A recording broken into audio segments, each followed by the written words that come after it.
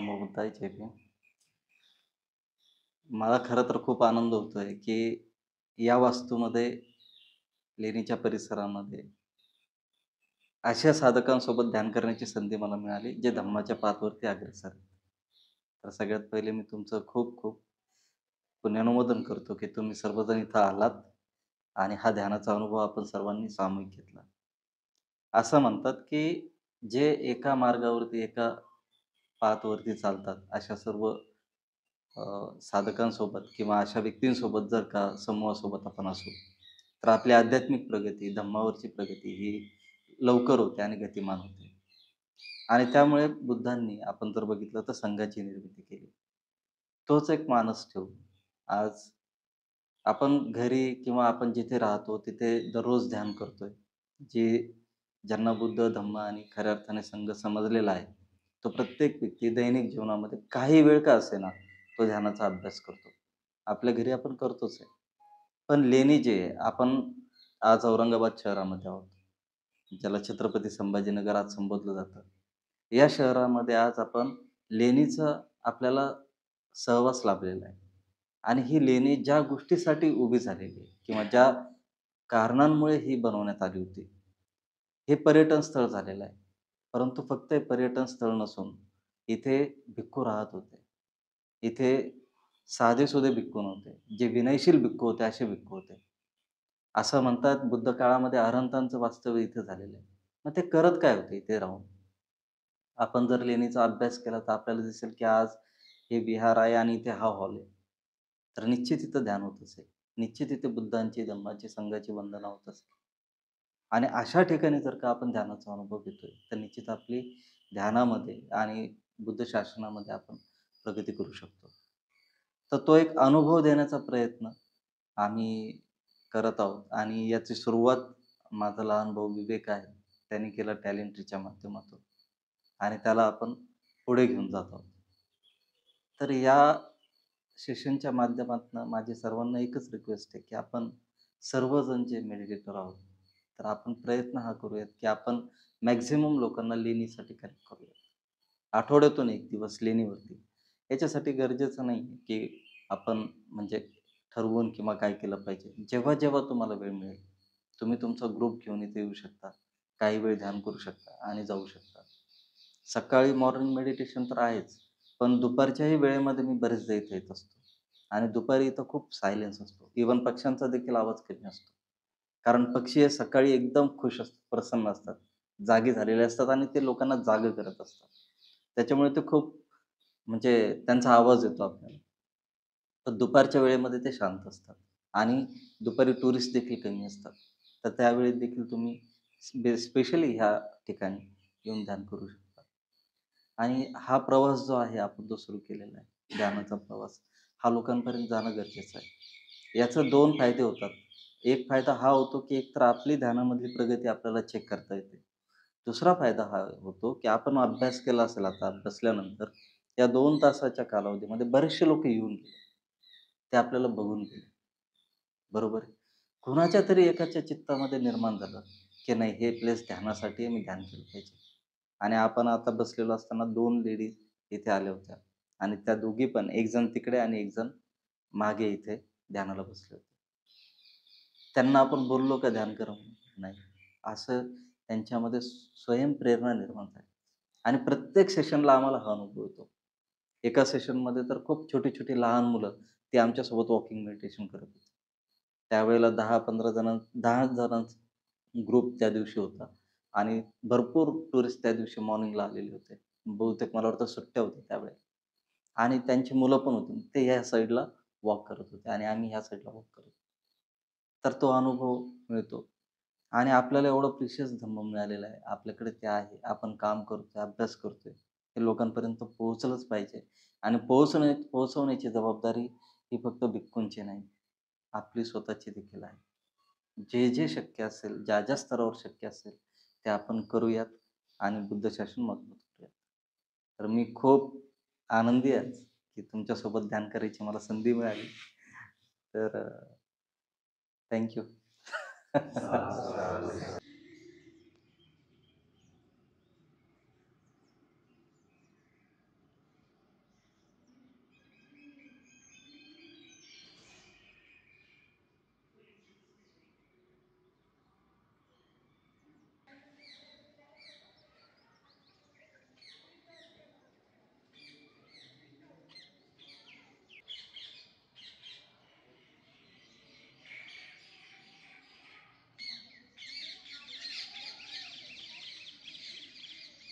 सुखो बुद्धान उपादो सुखास धम्म देसना सुखो संघस सामग्री समग्गानं तपो सुखो.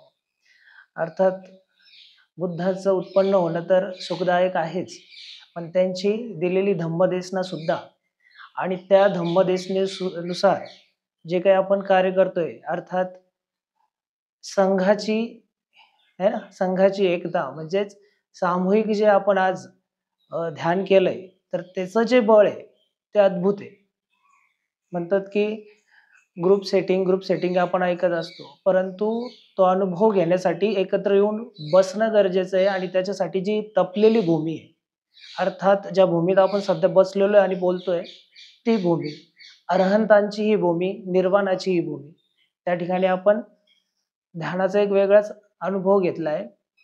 आणि जसं की इन्स्ट्रक्शन आले त्या पद्धतीने करत गेलो आणि 5 मिनिटाच्या ज्या ब्रेकमध्ये आम्ही तिथे बसलो, चालत होतो, तर दिसत होतं की प्रत्येक प्राणी, सजीव आणि छोटे-छोटे जीव आपापलं काम करतायत. तुम्ही एका मुंगीला बघितलं त्या ठिकाणी, ती काहीतरी घेऊन तिचं काम करतीये, जातीये. ती तिचं काम करतीये. तसंच की मनुष्यानेही आपलं काम करावं. तर मनुष्याचं काय काम आहे? है की नाही? तर ह्या ध्यानावरून कळतं की मनुष्याने आपलं कोणतं कर्तव्य केलं पाहिजे असं. आणि माझा तर पहिलाच एक्सपिरियन्स होता वॉकिंग मेडिटेशनचा. तर जी संवेदना आपल्याला बसून उशीर लागतो, तर त्या ठिकाणी पटकन शरीर हलकं झालं आणि चालताना असं वाटत होतं की आपोआप चालतोय काहीतरी, असा वेगळा अनुभव होता. आणि तिथेच मी म्हटलं, ज्यावेळेस शरीर हलकं झालं, मन प्रसन्न झालं की मैत्री करावी. तर लगेचच मैत्रीचा भाव उत्पन्न झाला सगळ्याच सजीवांप्रती. तर ते एक अद्भुत होतं आणि खूप सुंदर असं म्हणता येईल. आणि नंतर परत येऊन इथे मैत्रीचा सुद्धा अभ्यास केला. तर खऱ्या अर्थाने आपण म्हणतो ना 10 दिवस झाले आणि मग मैत्री आपण करतो. तर ते एकाच तासात आपल्याला या ठिकाणी भेटल्यासारखं वाटलं. इतका अद्भुत असा अनुभव होता आणि सर्वांनीच हा एक्सपिरियन्स घ्यावा आणि स्वतःचं शरीर आणि मन कसं शुद्ध करता येईल याकडे लक्ष केंद्रित करा. तेच थांबतो. साधू, साधू. आजचं जे सेशन होतं ते सरप्रायझिंगली आम्हाला रात्री कळालं. तर त्याला मागचा पुढचा विचार न करता होकारा मी भरला. त्यानंतर सगळे असं वाटलं की उशीर होतोय की काय, पण वेळेत पोचलो. आणि ह्या दैनंदिन जीवनामध्ये कामाच्या व्यापामध्ये सरांचं म्हणजे शक्य सरांचं म्हणा, प्रशांत सरांचं म्हणा, यांचं मेडिटेशन होत असतं, करत असतात आवर्जून. पण काहीतरी कामाच्या व्यापामुळे आमचं होत नाही, खरं स्पष्ट बोलायचं झालं तर. आणि ॲज अ मेडिटेटर 2 शिबिर झालेत. त्याच्यानंतर जी शिबिरानंतर आल्याच्या नंतर जी स्फूर्ती असते की बाबा घरी आपण महिना 2 महिने सातत्याने सकाळी किंवा संध्याकाळी आपण मेडिटेशन करत असतो. संडेला किंवा इतर जे उपसत्ताचे दिवस आहेत, अष्टमी म्हणा, अमावस्या, पौर्णिमा, या दिवशी एकत्र येऊन जे मेडिटेशन करतो, त्याच्या व्यतिरिक्त आज या ठिकाणी आपण जे काही अनुभव घेतला आहे मेडिटेशनचा, तो पण त्या दिवसाच्या वरचा अनुभव आहे. म्हणजे सांगायचं झालं तर एक व्हायब्रेशन जसे म्हणतो आपण, व्हायब्रेशन्स इथं जरा स्ट्रॉंग आहेत, जेणेकरून निसर्गाच्या सानिध्यात असल्यामुळे ही लेणी, ही केव्ज, ही तपलेली भूमी आहे. आणि सुरुवातीला मला थोडा त्रास झाला, पण नंतर मन एकाग्र झालं. त्याच्यानंतर मग कळलं नाही कसा वेळ निघून गेला. आणि याच्या अगोदर पण मला एक संधी मिळालेली आहे वॉकिंग मेडिटेशन करायची. तर मला त्याचा थोडा म्हणजे आज पण एक परिस्थिती आली की ते म्हणजे मी चालत स्लो होतो, पण त्या स्लो चालताना पण मला घाम आला होता. आता हा मी सरांना प्रश्न विचारणार आहे नंतर. चालत जरी स्लो होतो तरी मला त्याच्यामध्ये घाम आला. म्हणजे याचं काही नाही, मी चुकीचं केलंय की अजून काही बरोबर केलं म्हणजे ते विचारायचं आहे. तर एकंदरीत अनुभव माझा छान होता. आणि जसं की हे जे लेणे आहेत, ह्या माझ्या माहितीनुसार ह्या पूर्वी ध्यानासाठी आणि यासाठीच बनवलेले आहेत. तर आपण पण त्या गोष्टीचा लाभ घेतला पाहिजे. दर रविवारी म्हणा, दर एखादा जो कार्यक्रमाचा निमित्त असो, कोणत्या सुट्टीचा, पौर्णिमेचा, त्या दिवशी आपण खरंच इथे एकत्र येऊ आणि याला अजून प्रोत्साहनपर ह्या लेण्यांचं आपण अशा प्रकारे अस्तित्व पुढे आणण्याचा प्रयत्न करू. या ठिकाणी आपण आज मेडिटेशन केलं. हा जो मेडिटेशनचा अनुभव आहे, हा खूप वेगळा आहे. असं जाणवलं की ही जी भूमी आहे, हे निसर्ग आहे. निसर्गाच्या सानिध्यात या भूमीत आपण जो ध्यानाचा आज अभ्यास केला, त्यात असं जाणवलं की आपलं चित्त, आपला भाव, आपलं मन लवकर एकाग्र होतं आणि आपण जसं जसं म्हणतात ना, ते एक तासाचं जे सेशन होतं ध्यानाचं, तर ते असं खूप लवकर म्हणजे लवकर संपलं असं जाणवलं आणि ते संपलं ते झालं. पण मग आपण काय केलं त्यात? तर आपण त्यानंतर आपण जे ध्यान केलं त्याबद्दल आपण त्यानंतर मैत्री भावना सुद्धा केली. तर मैत्री भावना केली तर त्यात आपण आपला आधी म्हणजे आपला आधी मंगल हो, जसं सरांनी सांगितलं होतं, की आपण आपल्यापासून सुरुवात करावी, मग दुसऱ्यांचा विचार. मग आपण आपलं मंगल हो, असं आपण मैत्री केली. त्यानंतर दुसऱ्यांचं मंगल हो, असं आपण मैत्री केली. तर इतरही निसर्गाच्या सानिध्यात असलेले प्राणी मात्र यांच्यावरही आपण मैत्री केली. माझा एक्सपिरियन्स असा होता यात, की एक नवीन गोष्ट शिकायला मिळेल ती म्हणजे वॉकिंग मेडिटेशन. ते मी याआधी कधी केलेलं नव्हतं. मग ते वॉकिंग मेडिटेशनमध्ये खरंच म्हणजे बसल्यानंतर जेवढा वेळ आपल्या ध्यानाला लागतो त्यापेक्षा लवकर जर ध्यान लागतं तर ते वॉकिंग मेडिटेशनमध्ये लागतं. मी म्हणजे इन्स्ट्रक्शन्स फॉलो करत गेलो, मेडिटेशन होत गेलं आणि असं म्हणतात ही भूमी तपलेली भूमी आहे. तर खरंच ही तपोभूमी आहे. म्हणजे इथे पटकन आपलं मन एकाग्र होतं आणि असंच म्हणजे आपणही लवकरात लवकर किंवा जसे वेळ भेटेल तर रविवारी आपणही मेडिटेशन केलं पाहिजे.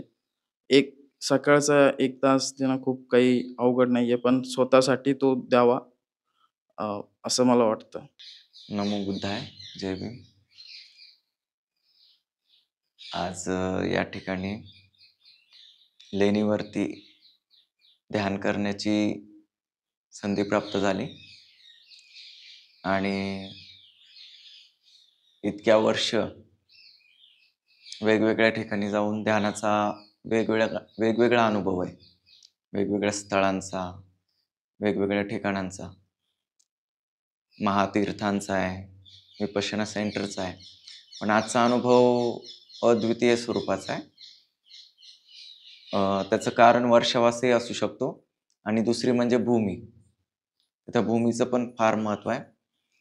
म्हणजे असं झालं की आम्ही आलो,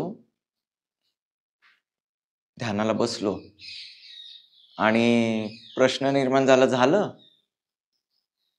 असं जाणवलं. म्हणजे पाहिजे नव्हतं अजून असं फील झालं. सो झालं आणि त्याच्यानंतर ठीक आहे म्हटलं, झालं. मग बाहेर 5 मिनिटाचा ब्रेक दिला. ब्रेक दिल्यानंतर आम्हाला जसं इंस्ट्रक्शन दिले त्याप्रमाणे आम्ही फिरलो आणि बसलो. तोही खूप छान एक्सपिरियन्स होता. परंतु 5 मिनिटानंतर पुन्हा दादा आले आणि दादा म्हटले की आपण वॉकिंग मेडिटेशन करू. म्हणजे ठीक आहे, काहीतरी अजून नवीन शिकायला मिळेल. तर त्यांनी छान इंस्ट्रक्शन दिले. पण लगेच दोन्ही सिटिंग मधला इतका अनुभव फील केला की बसल्यानंतरचं तर रोजच बसून आपण साधना करतो आणि आता मन जात नाही कुठं, कॉन्सन्ट्रेट होतं आणि पुढच्या पण गोष्टी होतात. पण चालत असताना एक गोष्ट जाणवली, मन कुठंच गेलं नाही आणि इतकं स्ट्रॉंगली, म्हणजे 4-5 सेकंद नाही झाला, काही क्षण नाही झाला की लगेच माइंड पूर्ण त्याने बॉडी रिकवर करून टाकली आणि पूर्ण म्हणजे ज्या संवेदना जे काही इतकं कॉन्सन्ट्रेशन झालं फक्त जाऊन येईपर्यंत त्या ठिकाणी. आणि तुम्ही जे सांगितलं की फिरताना सुद्धा त्या ठिकाणी आपल्याला हळूवार पद्धतीने फिरायचंय. सो तो एक एक्सपिरियन्स खूप सुंदर होता वॉकिंग मेडिटेशनचा. आणि मग मला वाचलेल्या आणि ऐकलेल्या खूप साऱ्या पूर्व गोष्टी आठवल्या की संक्रमण का महत्वाचं आहे. सो तो एक अनुभव की मन जितकं आतमध्ये राहतं तर तितकं मनातल्या गोष्टी आपल्याला कळतात आणि त्या व्यवस्थित सजगपणे आपण त्या बाहेर काढू शकतो आणि समतेत राहू शकतो. इतक्या सुंदर पद्धतीने आजचा प्रत्येक क्षण हा खूप म्हणतात ना की अलर्ट त्या ठिकाणी गेला, सजग, स्मृतीपूर्वक गेला. आणि चालताना सुद्धा म्हणजे लेणीवर जे धम्म अभ्यास आपण करतोय तर त्या धम्म अभ्यासामध्ये इतरत्र करण्यामध्ये जी मेहनत जाते ती इथं येत नाही. कारण का तथागत सम्यक संबुद्धांनी जे 40 कम्मठान दिलेले आहेत त्याच्यामध्ये 10 अनुस्मृती आहे. तर असं फील झालं आज इथं 10च्या 10 अनुस्मृती झाल्या. कारण का सर्व वातावरणच तसं आहे. बुद्धानुस्मृती झाली, धम्मानुस्मृती झाली, संघानुस्मृती झाली, शीलानुस्मृती झाली, त्यागानुस्मृती झाली, देवतानुस्मृती झाली आणि अशुभ मरण ह्या सुद्धा सती त्या ठिकाणी झाल्या. कारण चालतानाच समोर तथागतची महापरिनिर्वाण मूर्ती आणि ती पण नष्ट कर म्हणजे अर्धवट स्वरूपात, अर्धवट नव्हती परंतु त्या स्वरूपात आहे ती की अरे ती पण बघा तथागत तर गेलेत परंतु मूर्ती सुद्धा नष्ट आहे. आपली तर काय गोष्ट आहे. म्हणजे या 10ही अनुस्मृती इथं झाल्या. सो खरंच कुशल आहे कुशलस्य उपसंपदा की हा क्षण मिळाला आणि या क्षणाचं महत्व जाणता आलं. सो साधना म्हणजे जागेचं खूप स्ट्रॉंग आहे. तर त्याचा खूप लाभ झालाय आणि तो लाभ असाच घेत राहू असं मला आज वाटतं.